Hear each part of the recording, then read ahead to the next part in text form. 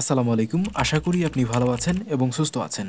আজকের এই ভিডিওতে আমি আপনাকে দেখাবো কিভাবে আপনি খুব সহজেই পরিসংখ্যান অধ্যায়ের এমসিকিউ প্রশ্নগুলো ক্যালকুলেটর দিয়ে সমাধান করতে পারেন। তো চলুন ভিডিওটি শুরু করি। তো দেখুন, এই ভিডিওতে আমি আপনাকে পরিসংখ্যান অধ্যায় থেকে আসা 6 টাইপের এমসিকিউ প্রশ্ন এই ক্যালকুলেটর দিয়ে সমাধান করে দেখাবো।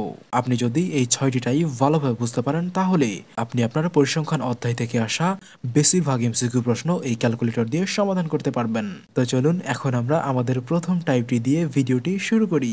তো দেখুন, আমাদের এই ভিডিওর প্রথম যে এমসিকিউ টাইপটি রয়েছে সেটি হলো 9, 17, 11, 20, 19, 10, 15, 12, 13 সংখ্যাগুলোর গাণিতিক গড় কত? তো চলুন কিভাবে আমরা ক্যালকুলেটর দিয়ে গাণিতিক গড় বের করতে পারি বা গড় বের করতে পারি সেইটা আমরা দেখে আসি। তো দেখুন, ক্যালকুলেটর দিয়ে গাণিতিক গড় বের করার জন্য আপনাকে প্রথমেই ক্যালকুলেটরটিকে অন করতে হবে। ওকে, অন করার পর আপনাকে এই মোড বাটনে দুইবার চাপ দিতে হবে, 1, 2। চাপ দেওয়ার পর আপনি প্রথমেই দেখতে পাবেন এসডি লেখা আছে, দ্যাটস ওয়াই আপনাকে 1 প্রেস করতে হবে। তারপর আপনাকে আপনার যেই উপাত্তগুলো রয়েছে সেগুলোকে একদম সিরিয়াল অনুযায়ী উঠাতে হবে। তো দেখুন, আমাদের এখানে রয়েছে 9, দ্যাটস ওয়াই আমরা 9 প্রেস করব। ওকে, প্রেস করার পর আমরা এখন এই এম প্লাসে প্রেস করব। তারপর আমরা এসি বাটনে প্রেস করব। তারপর আমরা লিখব 17, অর্থাৎ 17 লিখব। আবার আমরা এম প্লাসে প্রেস করব। তারপর আমাদের রয়েছে 11, দ্যাটস ওয়াই আমরা 11 লিখব। তারপর এম প্লাসে প্রেস করব। তারপর আমাদের রয়েছে 20। ওকে, সো আমরা 20 লিখব। তারপর আমরা এম প্লাসে প্রেস করব। তারপর আমাদের রয়েছে 19, অর্থাৎ 19, অর্থাৎ 19 প্রেস করব। তারপর আমরা এম প্লাসে প্রেস করব। ওকে, এখন আমাদের রয়েছে 10, অর্থাৎ আমরা 10 লিখব। তারপর আমরা এম প্লাসে প্রেস করব। এখন আমাদের রয়েছে 15, সো আমরা 15 লিখব। তারপর আমরা এম প্লাসে প্রেস করব। তারপর আমাদের রয়েছে 12। ওকে, সো আমরা 12 লিখব, এম প্লাসে প্রেস করব। এখন আমরা এসি বাটনে প্রেস করব।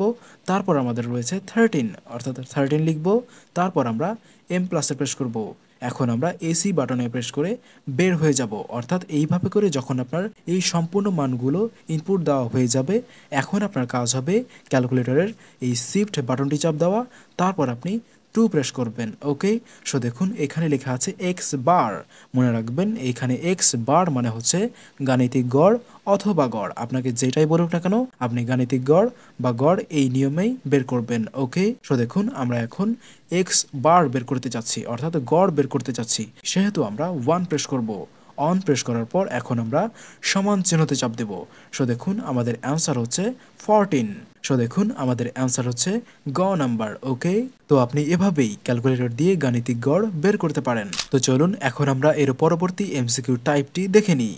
সো দেখুন এর পরবর্তী এমসিকিউ টাইপটি হলো মধ্যক নিচের কোনটি। সো দেখুন, মধ্যক নির্ণয়ের জন্য আপনাকে প্রথমেই এই উপাত্তগুলোকে একদম মানের ছোট থেকে বড় অনুসারে সাজাতে হবে। তার মানে খেয়াল করুন, তাহলে যদি আমরা ছোট থেকে বড় অনুসারে সাজাই তাহলে যেটা পাই সেটা হলো 9, 10, 11, 12, 13, 15, 17, 19, 20। সো দেখুন, আপনি যদি মধ্যক বিজোড়ের ক্ষেত্রে বের করতে যান সেই ক্ষেত্রে আপনাকে প্রথমেই ছোট থেকে বড় অনুসারে সাজাতে হবে। তারপর আপনাকে সবার মাঝখানে যেই সংখ্যাটা থাকবে সেই সংখ্যাটাই হবে আপনার মধ্যক। ওকে, সো আপনি এভাবেই মধ্যক নির্ণয় করতে পারবেন। তার মানে আমাদের এইখানে মধ্যক হচ্ছে গ নাম্বার, অর্থাৎ 13 বা 13 সংখ্যাটি। ওকে, তো চলুন এখন আমরা এর পরবর্তী যে এমসিকিউ টাইপটি রয়েছে সেইটি আমরা দেখে আসি। তো দেখুন, আমাদের এই ভিডিওর 2 নাম্বার টাইপটি হলো 8, 15, 4, 6, 0, 4, 12, 9 উপাত্তগুলোর মধ্যক কত? তো কিভাবে আপনি মধ্যক নির্ণয় করবেন চলুন সেটা দেখি। তো দেখুন, এই ক্ষেত্রে মধ্যক নির্ণয়ের জন্য আপনাকে প্রথমেই উপাত্তগুলোকে ছোট থেকে বড় অনুসারে সাজাতে হবে। অর্থাৎ আমরা যদি এই উপাত্তগুলোকে ছোট থেকে বড় অনুসারে সাজাই তাহলে যে উপাত্তগুলো পাই সেগুলো হলো 0, 4, 4, 6, 8, 9, 12, 15। এখন খেয়াল করুন, এখানে যেহেতু উপাত্তগুলোর সংখ্যা জোড়, অর্থাৎ এখানে 8টি উপাত্ত রয়েছে, তাই মধ্যক জোড়ের ক্ষেত্রে মধ্যক সমান সমান মাঝখানের দুইটি সংখ্যার যোগফল ডিভাইডেড বাই 2, অর্থাৎ মধ্যক সমান সমান 6 প্লাস 8, তারপর ভাগ হচ্ছে আমাদের কত 2। সো এখন আমরা কি করব, সমান চিহ্নতে প্রেস করব। তাহলে দেখুন আমাদের অ্যান্সারটা হচ্ছে 7। ওকে, অর্থাৎ আমাদের অ্যান্সারটা হচ্ছে ক নাম্বার। সো এটাই হচ্ছে আমাদের কাঙ্ক্ষিত অ্যান্সার। তো চলুন এখন আমরা আমাদের এই ভিডিওর 3 নাম্বার যে এমসিকিউ টাইপটা রয়েছে সেইটা দেখে আসি। তো দেখুন আমাদের এই ভিডিওর 3 নাম্বার যে এমসিকিউ টাইপটি রয়েছে সেটি হলো 10 জন বালকের ওজন কেজিতে 46, 45, 33, 38, 43, 40, 50, 33, 35, 36 উক্ত উপাত্তের পরিসর কত? তো কিভাবে আপনি পরিসর নির্ণয় করবেন আশা করি জানেন। তবুও চলুন আমরা এই সকল প্রশ্নের অ্যান্সার দেখে আসি। আমরা জানি পরিসর সমান সর্বোচ্চ সংখ্যা মাইনাস সর্বনিম্ন সংখ্যা প্লাস 1। এইখানে যেহেতু সর্বোচ্চ সংখ্যা 50 এবং সর্বনিম্ন সংখ্যা 33, অর্থাৎ পরিসর সমান হবে 50 মাইনাস হচ্ছে 33। এখন আমরা যদি সমান চিহ্নতে চাপ দিই, এখন আমরা এইটার সাথে কি করতে হবে, প্লাস 1 করতে হবে। ওকে, তারপর আমরা জাস্ট সমান চিহ্নতে চাপ দেব, তাহলেই আমাদের অ্যান্সার চলে আসবে, অর্থাৎ পরিসরটা চলে আসবে। সো দেখুন পরিসরটা হচ্ছে আমাদের 18। সো এটাই হচ্ছে আমাদের কাঙ্ক্ষিত অ্যান্সার। তার মানে আমাদের এই প্রশ্নের অ্যান্সারটা হচ্ছে ঘ নাম্বার। তো চলুন এখন আমরা আমাদের এই ভিডিওর 4 নাম্বার যে এমসিকিউ টাইপটা রয়েছে সেইটা দেখে আসি।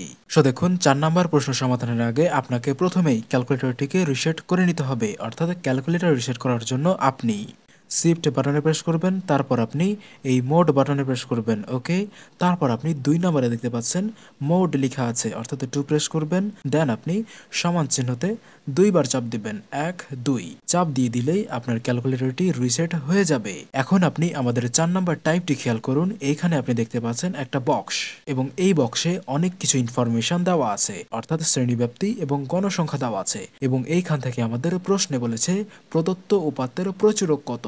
তো কিভাবে আপনি প্রচুরক নির্ণয় করবেন চলুন সেটা দেখি। আমরা জানি প্রচুরক সমান L plus F1 divided by F1 plus F2 into H। এদের মধ্যে L মানে হলো প্রচুরক শ্রেণীর সর্বনিম্ন সংখ্যা, F1 মানে হলো সর্বোচ্চ গণসংখ্যা মাইনাস তার আগের গণসংখ্যা, F2 মানে হলো সর্বোচ্চ গণসংখ্যা মাইনাস তার পরবর্তী সংখ্যার গণসংখ্যা, এবং H মানে হলো শ্রেণী ব্যবধান। তাহলে এই ক্ষেত্রে L সমান হলো 30 এবং F1 সমান হলো 5 এবং F2 সমান হলো 6 এবং H সমান হলো 10, অর্থাৎ প্রচুরক সমান 30 plus 5 divided by 5 plus 6 into 10। So আমরা প্রথমেই প্লাসের ডান দিক ক্যালকুলেশন করব। ওকে, সো দেখুন আমরা যদি ক্যালকুলেশন করি তাহলে যেটা দাঁড়ায় সেটা হলো, তার মানে আমরা লিখব 5 ভাগ হচ্ছে কত দিব, 5 প্লাস 6, অর্থাৎ আমরা একটা ব্র্যাকেট ইউজ করব, তারপর লিখব 5 প্লাস হচ্ছে 6, আবার আমরা ব্র্যাকেট ক্লোজ করে দিব। ওকে, ক্লোজ করার পর আমরা এখন সমান চিহ্নতে চাপ দেব, তারপর আমরা 10 দ্বারা গুণ দিব। ওকে, গুণ দেওয়ার পর আমরা এখন সবার শেষে 30 সংখ্যাটিকে যোগ করে দিব, অর্থাৎ প্লাস চিহ্ন চাপ দেওয়ার পর 30 সংখ্যাটি লিখব। ওকে, এখন আমরা সমান চিহ্নতে চাপ দিব। সো দেখুন আমাদের অ্যান্সারটা হচ্ছে 34.54, কিন্তু আমাদের অপশানে তো 34.54 দেওয়া নাই, অর্থাৎ আমরা এর পরবর্তী যে সংখ্যাটা দেওয়া থাকবে সেই সংখ্যাটা নিয়ে নিব। সো দেখুন এইখানে আমাদের গ নাম্বারে যে সংখ্যাটা দেওয়া আছে সেইটা হলো, বা গ নাম্বারে যে অপশানটা দেওয়া আছে সেইটা হলো 34.55। তার মানে এইটাকেই কিন্তু আমরা আমাদের কাঙ্ক্ষিত অ্যান্সার রূপে চিহ্নিত করব। ওকে, তাহলে আমাদের এই প্রশ্নের যে কাঙ্ক্ষিত অ্যান্সারটা হলো সেইটা হচ্ছে গ নাম্বার। সো আপনি এভাবেই প্রচুরক নির্ণয় করতে পারবেন। ওকে, তো চলুন এখন আমরা আমাদের এই ভিডিওর 5 নাম্বার টাইপটি দেখে আসি। সো দেখুন আমাদের এই ভিডিওর 5 নাম্বার যে টাইপটি রয়েছে সেটি হলো, এইখানে আপনি একটা ঠিক আগের মতোই বক্স দেখতে পাচ্ছেন, এবং আপনাকে প্রশ্নে বলেছে প্রচুরক নির্ণয়ে F1 প্লাস F2 এর মান নিচের কোনটি। তো কিভাবে বের করবেন চলুন সেটা দেখি। সো প্রথমেই আপনাকে প্রচুরক নির্ণয় করার জন্য অথবা প্রচুরক রিলেটেড যে কোনো প্রশ্ন সমাধান করার জন্য আপনাকে প্রথমেই যেই কাজটা করতে হবে সেইটা হলো, আপনাকে প্রথমেই আইডেন্টিফাই করতে হবে আপনার প্রচুরক শ্রেণী কোনটা। মনে রাখবেন যদি আপনার এইরকম বক্স দেওয়া থাকে সেই ক্ষেত্রে আপনার সর্বাধিক গণসংখ্যা যেই ঘরটাতে রয়েছে সেটাই হবে আপনার প্রচুরক শ্রেণী। সো খেয়াল করুন এখানে আমাদের সর্বাধিক গণসংখ্যা হচ্ছে 10, এবং এই 10 এর উপরে দেখতে পাচ্ছেন আপনি 25 to 29. এটাই হচ্ছে আমাদের প্রচুরক শ্রেণী।